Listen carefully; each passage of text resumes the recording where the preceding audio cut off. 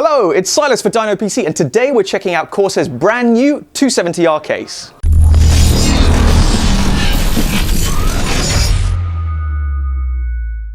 So let's kick off with the exterior of the case. Looking at the 270R from Corsair, straight away we can see that it does take some design cues from the recent 400 and 600C cases, with a very pleasing sloping front panel. The case itself is relatively unadorned and gives off quite a professional look. There is still a large windowed side panel to show off the guts of your system. However, apart from this, the case features a very clean, minimal exterior. It is worth noting that if you want a sleeker, completely blacked out case, there is a non-windowed version which comes in at around £5 or so less. On the top of the case, there are visible mounting points for up to a 240mm radiator. However, the top will also accommodate two 140mm fans.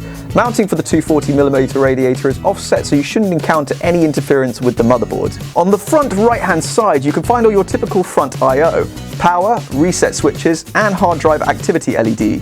Headphone and microphone jacks, and two USB Type 3 ports. The left-hand side, however, is predominantly for airflow and features a large honeycomb cutout, which is also apparent on the right-hand side.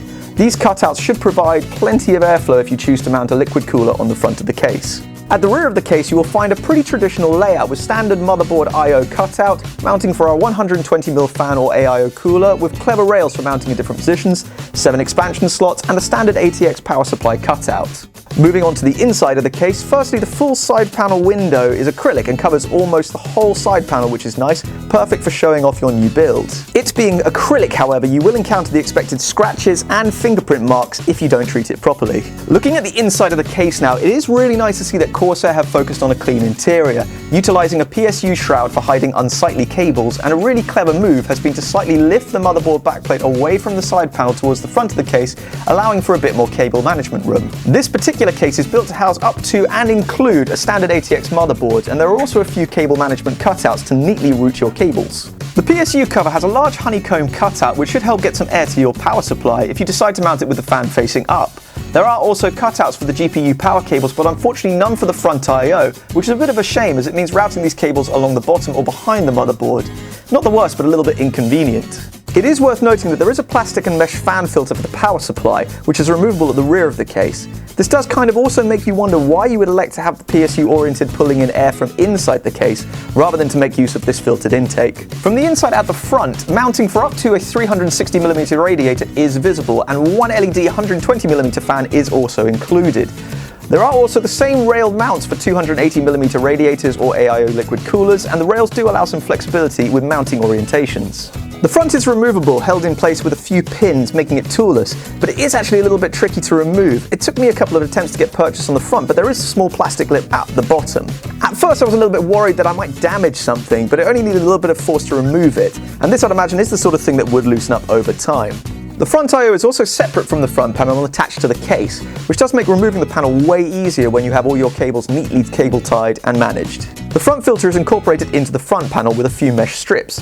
These are not removable, however, and are glued into place, which does make it a bit tricky if you're using the front as your main intake area. That being said, there are very few easy to remove front filters on cases that I've seen, which means that inevitably you will still have to remove the front panel. Having these small mesh strips integrated into the front panel means you are way less likely to lose them though, and you can still just rinse the whole front panel to clear away any dust.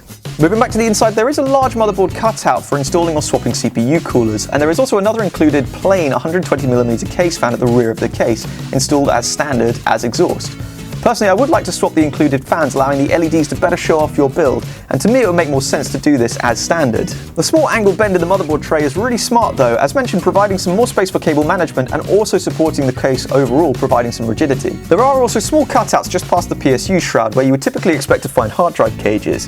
It seems as though these are designed to accommodate water cooling pumps though, as we couldn't find anything else that would match the cutouts. Now onto behind the motherboard tray, the side panel is easily removed with a couple of captive thumb screws, which is always beneficial, saving you from misplacing these screws. There are still quite a few cable tie mounting points to help you with cable management, and there are loads of space under the power supply shroud for stashing the majority of your power supply cables. For storage, Corsair have implemented a slightly different approach than with previous cases, substituting hard drive bays for sleds at the rear of the case. And here you have options for two 2.5-inch drives or SSDs and two 3.5-inch hard drives. Mounting the hard drives is a relatively easy process, as there are pre-rubber grommeted mounting holes for the 3.5-inch hard drives, which are also reversible, allowing you to orient your hard drive for best cable management. management. These larger hard drive sleds also have mounting holes for 2.5-inch hard drives if you want to only run SSDs, and will give you the option for mounting up to 4 2.5-inch SSDs if you didn't require space for a single 3.5-inch hard drive.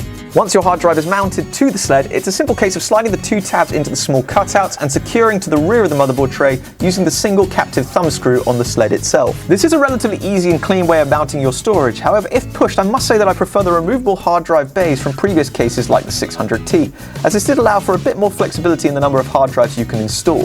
For most though, with storage becoming cheaper per gigabyte, as time goes on, this shouldn't be so much of a problem. Now lastly, for accessories, included are all the expected motherboard mounting screws, screws for SSD mounting, and it's worth noting that the included screws for hard drive mounting are slightly longer and with a slightly larger head to prevent them passing through the rubber grommets. There are only 8 of these particular screws included though, so it'd be wise not to lose any.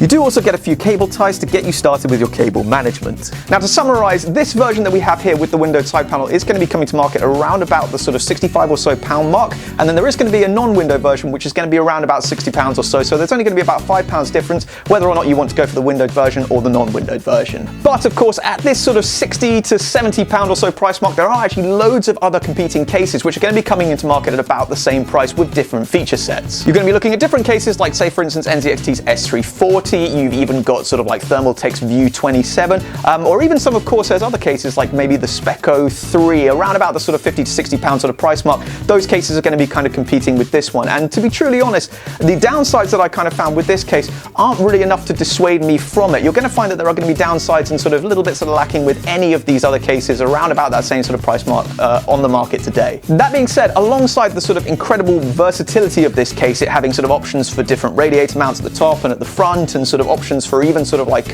water cooling pumps at the front, sort of at the basement as well, this case is actually incredibly sturdy. It's surprisingly well built, and compared to some other cases I've seen on the market, again at sort of comparable price points, this actually sort of seems to win out in certainly sort of the durability element. All in all, when you consider all the different sort of mounting options and bits and pieces that go into this case, again, the only thing that's really lacking is going to be something like a fan filter.